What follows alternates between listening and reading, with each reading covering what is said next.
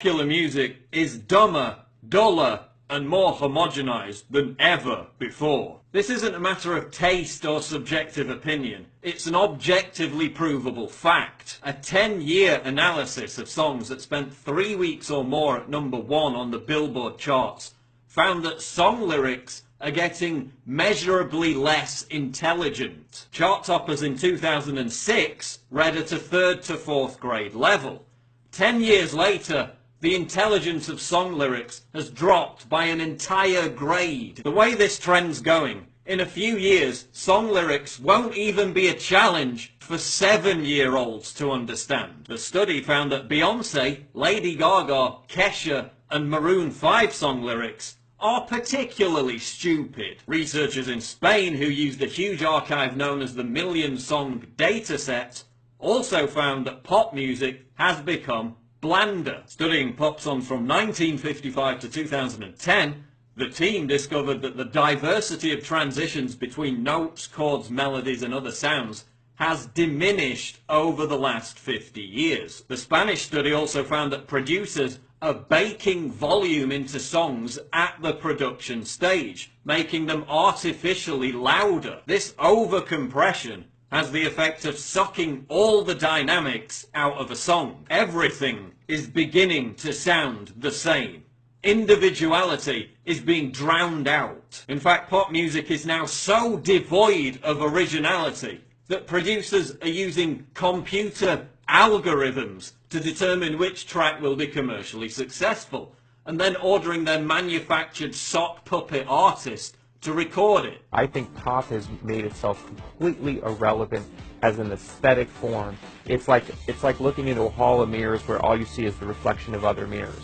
There is so much shameless just adaptation of other people's style that it's almost impossible to tell one person apart from another. Individuality has been erased and wiped away. So why is popular music becoming dumber, blander, and more homogenized? A primary reason is that many of the artists you hear are having their records written and produced by the exact same people. So because in many cases the artists themselves have zero originality, input, or talent, what you're hearing is the characteristics of the same producer on all these different songs by different artists. In fact, many of the songs that grace the top 10 throughout most of the year are written by just 4 different people. These producers then just keep cannibalizing each song to create the next hit.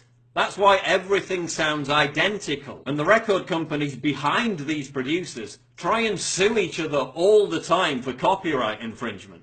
But because the songs are marginally different, the charges never stick. The music industry goes to great lengths to hide the real identities of these producers, to maintain the illusion that someone like Taylor Swift actually contributes to the writing of her own songs. And any artists under their control who do actually try to write their own songs are ostracized and cut adrift. Of course, artists used to have to be actually talented to get a recording deal in the first place. Now any stupid fucking bimbo or brain-dead twat can be dragged off a reality show, chucked into a recording studio, and have their shrill warbling auto-tuned for mass consumption. But when it comes to performing live, there's no auto-tune to hide the fact that you have zero talent.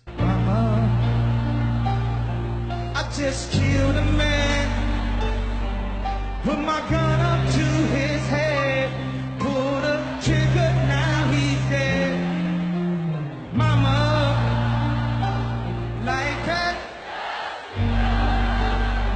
Songs are also sounding dumber and more repetitive because the dwindling attention span of the listener demands more hooks. So whereas decades ago you only had to write in one hook to get a hit, now there has to be a hook in the intro, the verse, the bridge, and the chorus, because a radio listener will change the station on average every 7 seconds unless they get this continual brain stimulation from a recurring hook. I have a very short attention span. But our point is very simple. You see, when... Oh, look, a bird!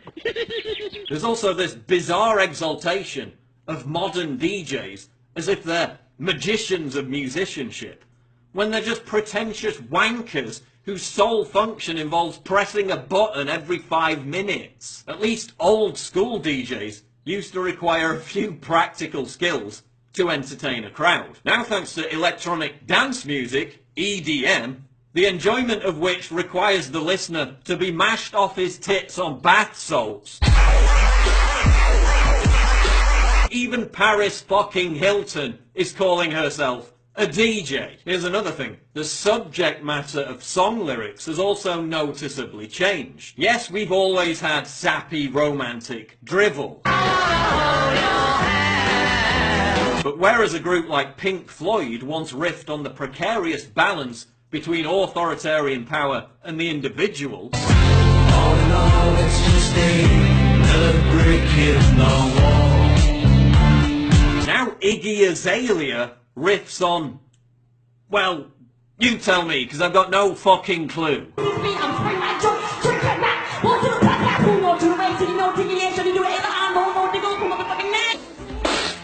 While Morrissey and Johnny Marr once fused poetry and melodic genius to venerate Oscar Wilde, now Nicki Minaj and Fergie fuse putrid nihilism and vacuous verbal diarrhea to venerate their asses. As the Foo Fighters' Dave Grohl said, if the #1 song is about your butt, that's a problem. And yes, I know there were pop songs 20, 30, 40 years ago about meaningless nonsense. But how many pop songs are there now that mean anything at all outside of booty, booze, and bitches?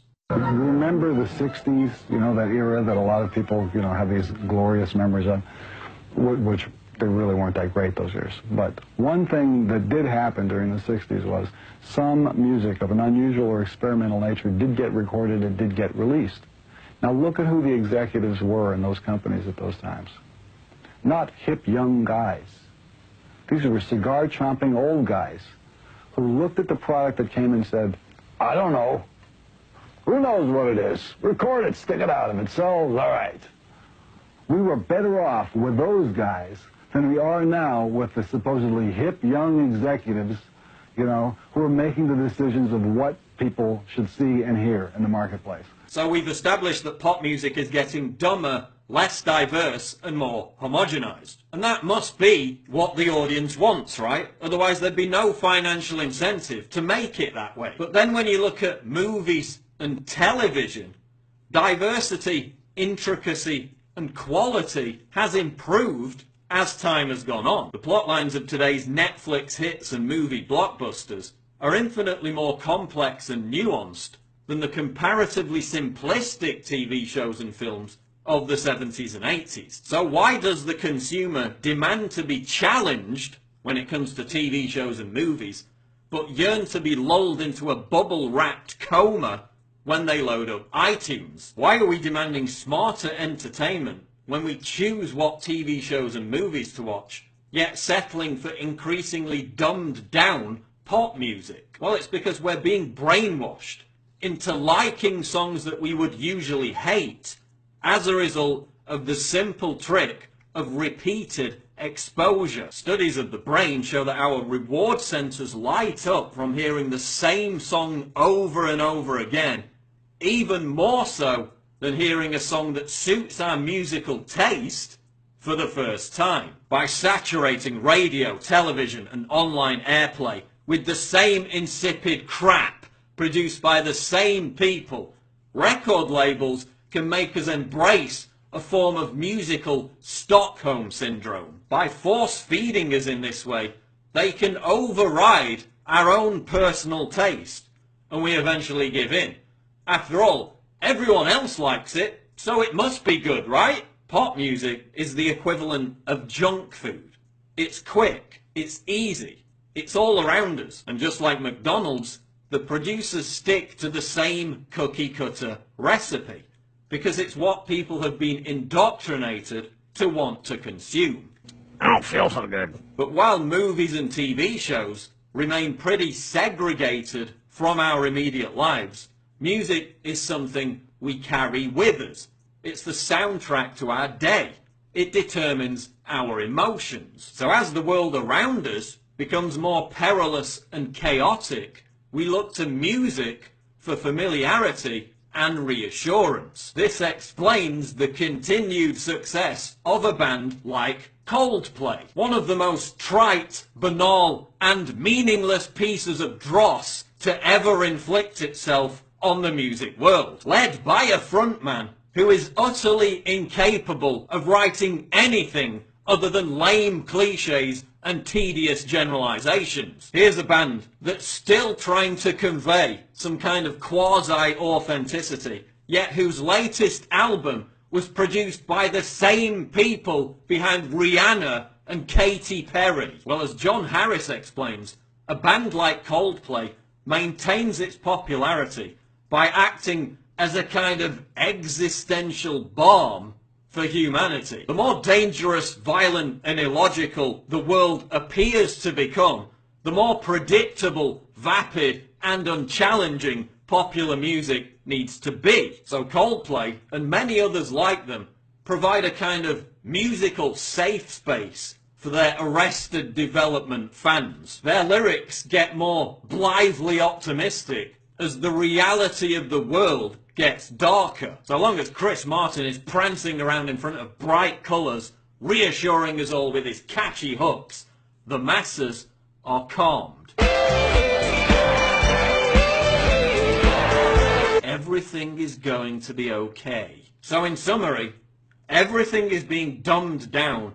Everything is being made to sound the same. The music industry is now largely controlled by a handful of mercenaries who have strangled originality and replaced it with predictive algorithms. Virtually everyone that you see is little more than a programmed robot spewing out noises that a computer has decided upon beforehand. That's why everything is so fucking sterile. That's why there's nothing subversive about music anymore. Because whereas musicians used to be interesting people and have actual personalities, and that's where the authenticity of the music came from, now they're more akin to hand-picked Stepford wives. None of it is real.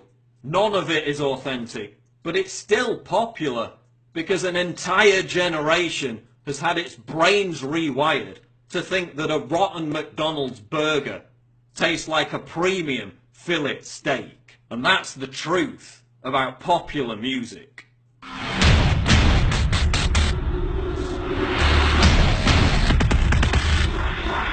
What?